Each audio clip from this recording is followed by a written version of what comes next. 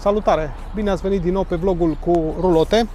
Astăzi vă voi prezenta o conversie foarte interesantă. Este o conversie făcută pe un Peugeot Boxer. Un client de-al nostru care este din Ploiești și a venit să ne arate cam ce a reușit să facă. Sunt sigur că o să vă placă. O să las pe el să ne prezinte capodopera sa. Salut! Salutare!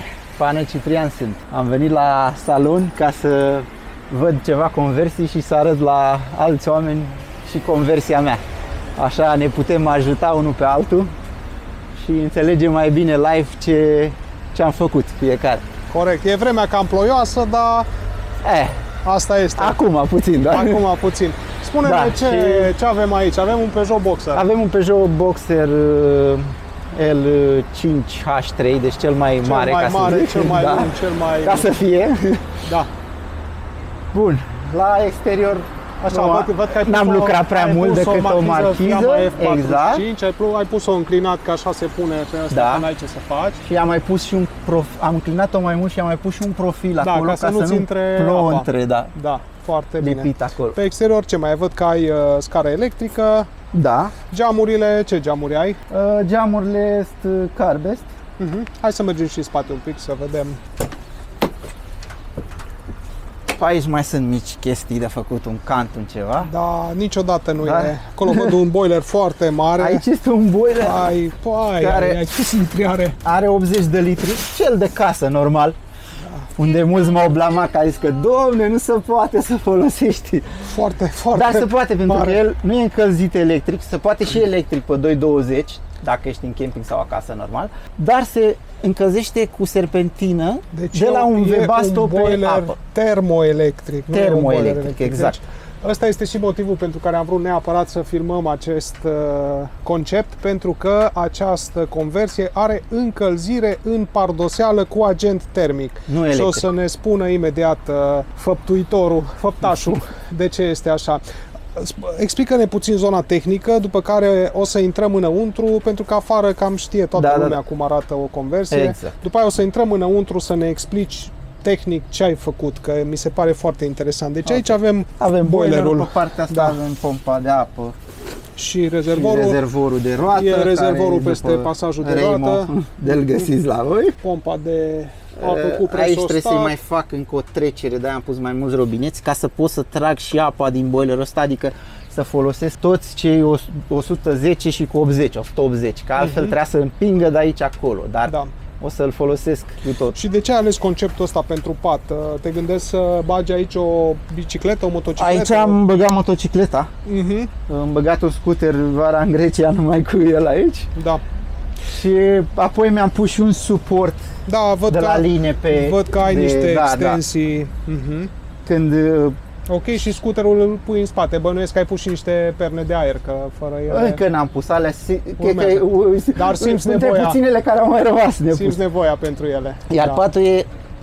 Am vrut neapărat să fie dintr-o bucată, să am saltele care să le... Și uite cât de rapid se face o simplă saltea. Da. Spumă cu memorie, o saltea, decât să mai am din mai multe bucăți. Ce materiale ai folosit la cabină? Toți pereții sunt făcuți din plastic, panelul acela de la termopane, de la tablia de la ușă, ca să zic, pentru multă lume. E curbat acolo și... Acolo e frezat pe spate de mine, îndoit și prins pe spate. Deci practic ai frezat longitudinal ca să-l poți Iar unde am avut curburi în lung, am mai lipit pe Armaflex, ca aici. Da. Ai făcut un fel de sandwich. Da. Bine, totul e plin. Ușile, totul, nu există gol de aer. De la spumă, Armaflex și totul... Cam câte ore ai lucrat așa? Nu știu, într-un an câte să le adun. Fără număr, nu? Da, ca la maneliști. Iar până în unele locuri am scos din sandwich-ul ăsta doar o foiță și uite cât de ușor se... Da, deci înseamnă că totul este foarte ușor. Ai cântărit-o? Da, am totuși 3 tone. Pentru că e un pic decul ăsta de pardoseală, are vreo 100 de kg. Da. Dar am și multe accesorii care s-au adunat, adică n-am făcut rabat de la nimic. Arată foarte, foarte bine această conversie. Pentru do-it-yourself e o conversie foarte reușită, foarte, foarte reușită. Hai să mergem în față Da. și să ne povestești un pic ce ai făcut în interior.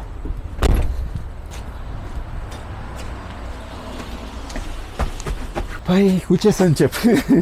Continuăm cu încălzirea în pardoseală? Că asta Da. cred că e cea mai interesantă Da. și inovativă. Deci, în primul rând, ai pus scaune cu platformă rotativă și Da. văd că ai acolo și scaune cu centură, deci ai 4 Da. locuri în mers. Ai omologat-o? Da, este omologată, dar este de omologată greu a cu fost? 3 E omologată cu 3 locuri. locuri, adică 3... Cele 3 locuri din cabină. Da, da, și exact. când mergi la ITP, sunt probleme sau? Nu sunt probleme. probleme nici prin toată Europa pe unde am fost. Am Da. înțeles. Am ajuns să fim un pic mai catolici decât papa, da. Da, așa e. Bun, hai să Cred vedem că se soluția poate de vedea și încălzire. pe aici un pic distribuitorul. Dacă poți să filmezi aici un pic. Da. Este un distribuitor de casă de încălzire în pardoseală. Mhm. Practic centrala este Webasto Webasto pe apă. termotop sau? Da. cum îi Deci zice? Termotop C care este pe apă și e montat undeva pe longeronul mașinii în față ca să nu-l aud deloc. Da. Ok, și aici văd că ai și o aerotermă sau ce văd? Și mai este și o aerotermă când vrei căldura foarte rapid, ca să da. zic, și nu... Pentru că încălzirea durează poate pardoseală vreo oră. are o inerție Da. termică și atunci ai pus Iar de aici, din soluția asta. distribuitor, Mhm. eu comut pe boiler dacă vreau să-l închid sau să-l deschid. Ok. Sau încălzirea are 2 circuite în pardoseală ca să fie mai rapid. De câți kW e încălzitorul?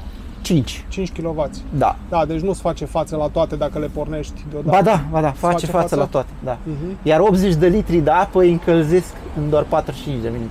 Și Foarte să tare. menține 3 zile cald în boilerul ăsta de casă, că e izolat bine. Ți-ai făcut un consum de motorină să vezi așa cam cât îți ia... Niciodată n-am văzut că scade acul.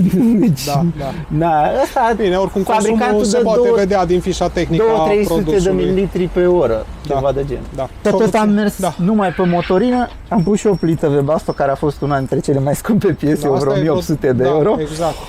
Și am Cât zis, de greu a fost de montat? ușor. Aici putem observa și tubul, că încă n-am mai trebuie un sertar aici făcut și să vede încă.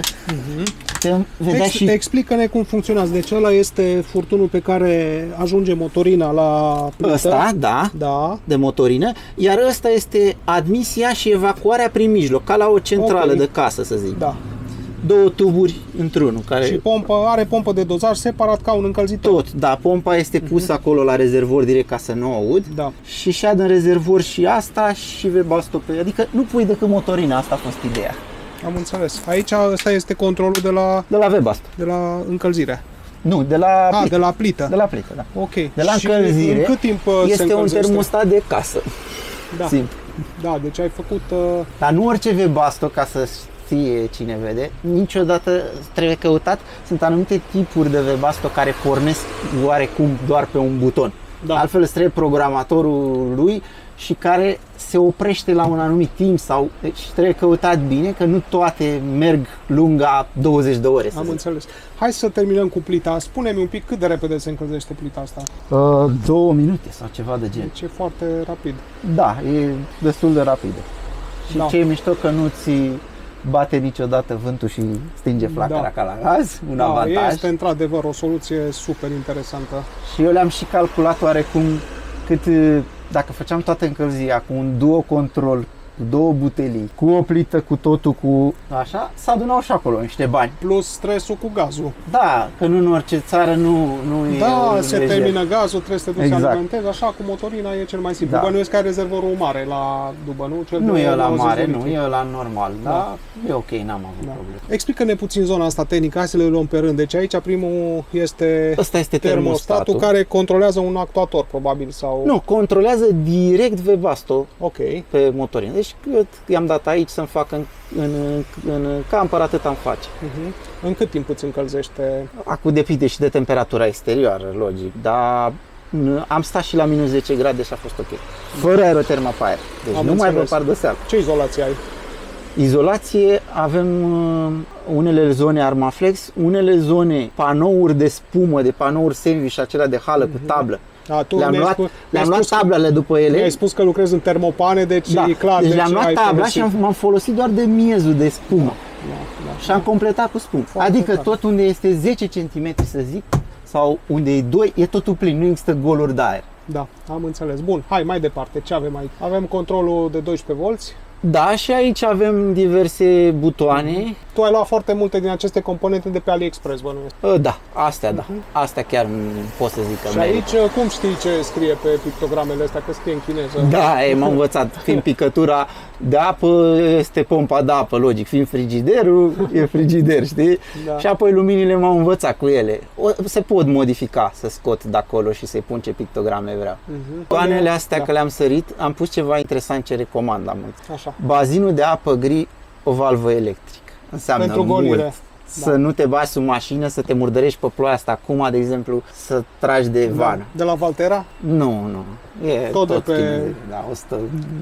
80-200 de lei. Valtingiang, da. Valtera, Da. Valtera e o marcă europeană. e De 2 ani a e mai mers. scumpă. De 2 ani a mers. Da. Bun. Aici ce e ăsta? E un control de Asta este un controller, dar rezidențial, și da. cu relé în spate ăsta care, da, deci e Așa. foarte mișto, care și relé, nu e doar simplu cu siguranță ca ăsta. Deci duce consumuri mai mari. Da. Și ăsta este un pur și simplu, dar e un variator, de- dar tot pe 12 volți, Mai că dai nu acum. am 220. Mai dai acum că filmezi tavanul. Așa, deci tu de acolo controlezi Da. luminozitatea din Exact. camper van. Foarte Exact. frumos. Și ce presupune acest variator? Știe să lucreze direct cu 12 volți? Sistemul e pe 12 volți? Pe 12 volți este, da, Mhm. tot sistemul. N-am vrut să mă complic. Tot AliExpress? Da. Am înțeles. Mai departe avem de la panourile solare, ăsta cred că îl cam știe lumea. Panouri solare și acolo e un pic diferit. Lumea blamează pe cele flexibile, într-adevăr nu scot vația au ea. problemă cu ventilația, se Le-am pus, încălzesc. nu le-am lipit direct, am pus un profil de 2 cm pentru ventilație. Și sunt 4 panouri de câte 100 de W, deci 400 de W. Da. Își face treaba, deocamdată nu pot să mă vait. Oricum baza e alternator. Da. Și aici ai nivelul de apă curată și apă de... Da, astea cred că le știe toată lumea de la CB, cu 2 sonde. Uite, 620. Da, la cel gri și cel de apă curată. Asta e monitorizarea de la baterii. Am mai văzut aici jos, lângă stâlp, ceva cu roșu și albastru, asta e temperatura Ăla este de la... un termostat, da, care să-mi plece acea aerotermă la ce temperatură, când face apa 50 de grade sau ce Îți temperatură pleacă îi dau. automat... Da, să nu meargă dacă, de exemplu, s-a oprit Webasto că a făcut 18 grade, să meargă continuu aerotermă. Da. Trebuie să se Deci ai oprească. făcut super automatizări aici. Da, am vrut chiar și robineții să nu mai umblu ei să-i fac actuatoare, dar m-am potolit un pic. Mai greu. Da.